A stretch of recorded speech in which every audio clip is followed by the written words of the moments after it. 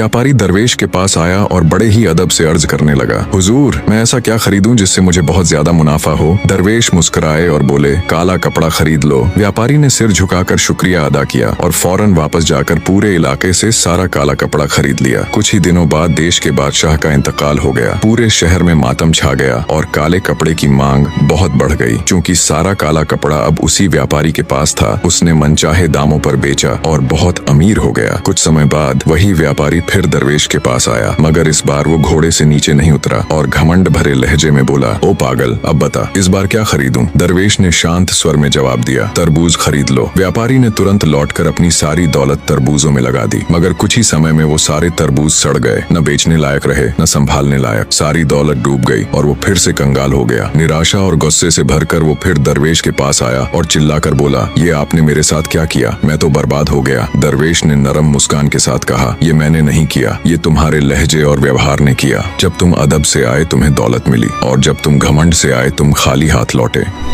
अचानक मुसाफिर की नजर एक शेर पर पड़ी जो रस्सियों से बंधा हुआ था। जब वह करीब पहुंचा तो शेर बेबसी से बोला, मुझे आजाद कर दो, मैं तुम्हारी इस मेहरबानी को कभी नहीं भूलूंगा। मुसाफिर को शेर पर तरस आया, उसने रस्सी खोली और शेर को आजाद कर दिया। कुछ दिन बाद जब मुसाफिर बैठा आराम कर रहा था, अचानक वही शेर वहां आ गया और गहरी नजरों से उसे घूरने लगा। मुसाफिर ने चौंक कर पूछा, क्या हुआ, तुम मुझे इस तरह क्यों देख रहे हो? शेर बोला, मेरी फितरत है शिकार करना और इस वक्त तुम मेरे लिए सबसे आसान शिकार हो। मुसाफिर ने हैरानी से कहा, मैंने तुम्हें बचाया, तुम्हें नई जिंदगी दी और अब तुम मुझे ही खाना चाहते हो। बात बढ़ गई तो दोनों ने फैसला किया कि किसी तीसरे से इंसाफ लिया जाए। रास्ते में उन्हें एक ऊंट मिला। उन्होंने सारा वाकया उसे सुनाया। ऊंट बोला, इंसान सारी जिंदगी हम पर बोझ डालता है और जब हम बूढ़े हो जाते हैं तो हमें मार देता है। मैं तो शेर का साथ दूंगा। मुसाफिर और शेर आगे बढ़े और एक दरवेश के पास पहुंचे। दरवेश ने सारा वाकया सुना, फिर सुकून से कहा, मैं तभी फैसला करूंगा जब तुम पूरा वाकया वैसे ही करके दिखाओ जैसे असल में हुआ था। चुनांचे मुसाफिर ने शेर को दोबारा रस्सियों से बांध दिया, बिल्कुल वैसे ही जैसे वह पहले बंधा था। दरवेश मुस्कुराया और कहा, बस फैसला हो गया, नेकी हर जगह नहीं की जाती और जो आजाद होकर काटने लगे उसे दोबारा बांध देना ही समझदारी है।